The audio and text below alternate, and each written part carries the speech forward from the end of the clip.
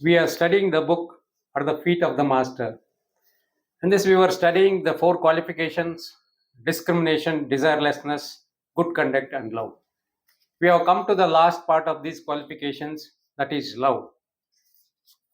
Of all the qualifications, love is the most important. For if it is strong enough in a man, it forces him to acquire all the rest. And all the rest without it never be sufficient. Often it is translated as an intense desire for liberation from the round of births and deaths and for union with God. But to put it in that way sounds selfish and gives only part of the meaning. It is not so much a desire as will, resolve, determination. To produce its results, this resolve must fill your whole nature so as to leave no room for any other feeling.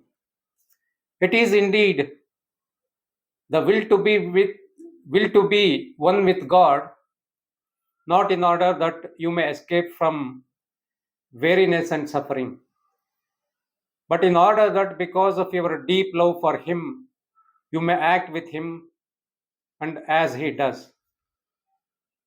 Because He is love, you, if you would become one with Him, must be filled with perfect unselfishness and love also.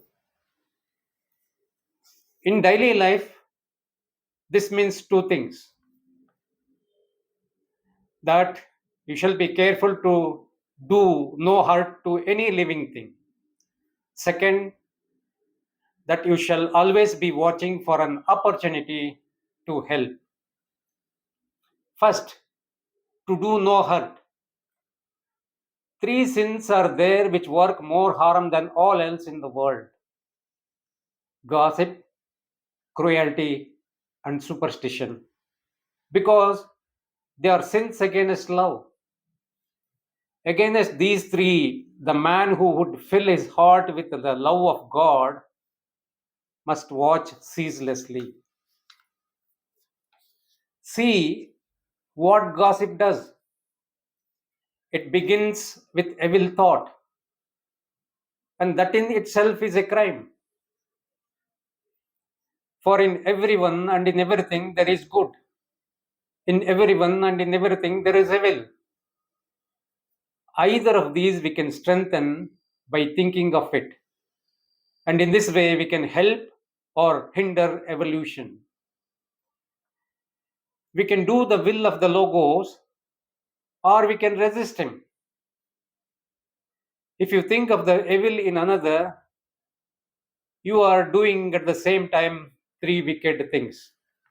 One, you are filling your neighborhood with evil thought instead of the good thought, and so you are adding to the sorrow of the world. Two, if there is in that man the evil which you think, you are strengthening it and feeding it, and so you are making your brother worse instead of better. But generally, the evil is not there, and you have only fancied it, and then your wicked thought tempts your brother to do wrong. For if he is not yet perfect, you may make him that which you have taught him.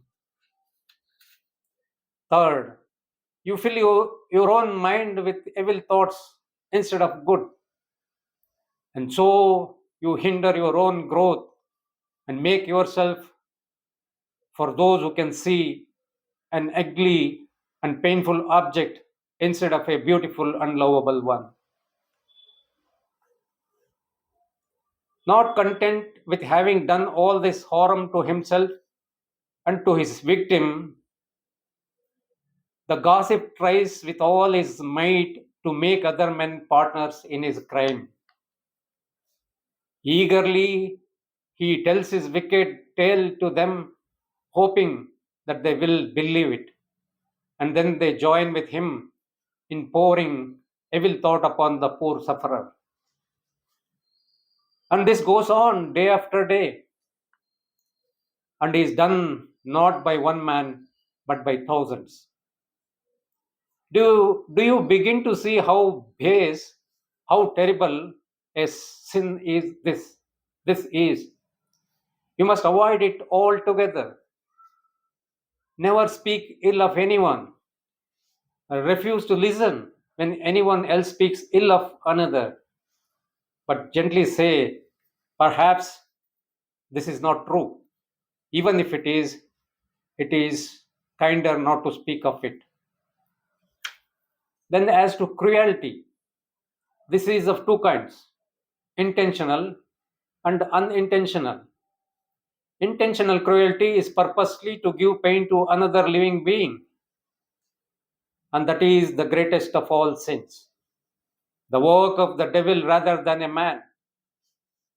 He would say that no man could do such a thing, but men have done it often and are daily doing it now. The inquisitors did it. Many religious people did it in the name of their religion. Vivisectors do it. Many schoolmasters do it habitually. All these people try to excuse their brutality by saying that it is the custom. But a crime does not cease to be a crime because many commit it. Karma takes no account of custom, and the karma of cruelty is the most terrible of all. In India, at least, there can be no excuse for such a customs, for the duty of harmlessness is well known to all. The fate of the cruel must fall also upon all who got out intentionally to kill God's creatures and call it sport. Such a things as these he would not do. I know. And for the sake of the love of God. When opportunity offers, you will speak clearly against them. But there is a cruelty in speech as well as in act. And a man who says a word with the intention to wound another is guilty of this crime. That too you would not do. But sometimes a careless word does as much as harm as a malicious one. So you must be on your guard against unintentional cruelty. It comes usually from thoughtlessness. A man is so filled with greed and avarice that he never even thinks of the suffering which he causes to others by paying too little or by half starving his wife and children.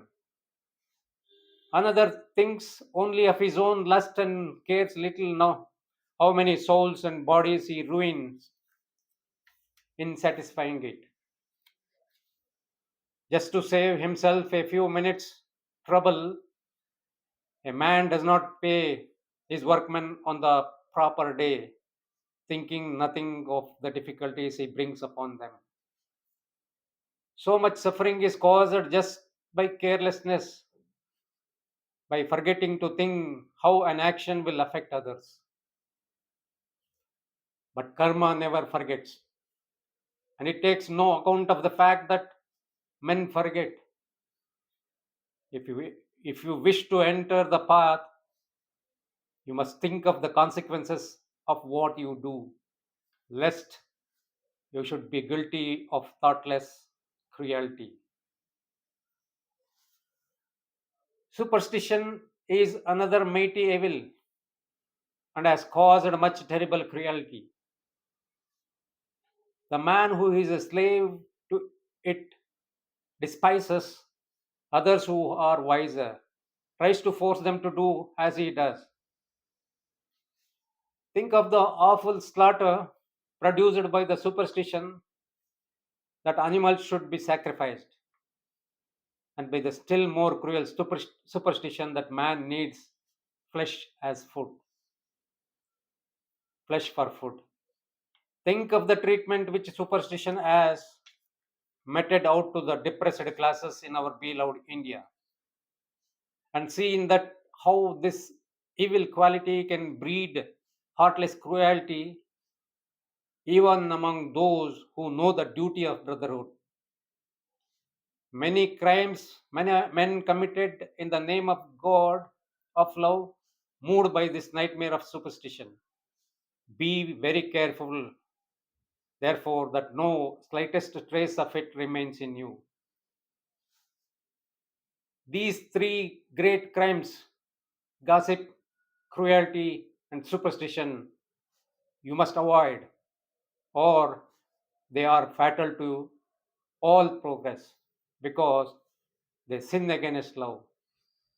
But not only must you thus refrain from evil, but not only must you thus refrain from evil, you must be active in doing good. You must be so filled with the intense desire of service that you are ever on the watch to render it all around you, not to men alone, but even to animals and plants. You must render it in small things every day, that the habit may be formed, so that you may not miss the rare opportunity when the great thing offers itself to be done. For if you earn to be one with God, it is not for your own sake. It is that you may be a channel through which His love may flow to reach your fellow men. He who is on the path exists not for himself, but for others. He has forgotten himself in order that he may serve them. He is as a pen in the hand of God, through which his thought may flow and find for him itself an expression down here, which without a pen it could not have. Yet at the same time, he is also a living plume of fire, raying out upon the world the divine love which fills his heart. The wisdom which enables you to help, the will which directs the wisdom, the love which inspires the will, these are your qualifications. Will, wisdom, and love are the three aspects of the Logos, and you who wish to enroll yourselves to serve Him must show forth these aspects in the world.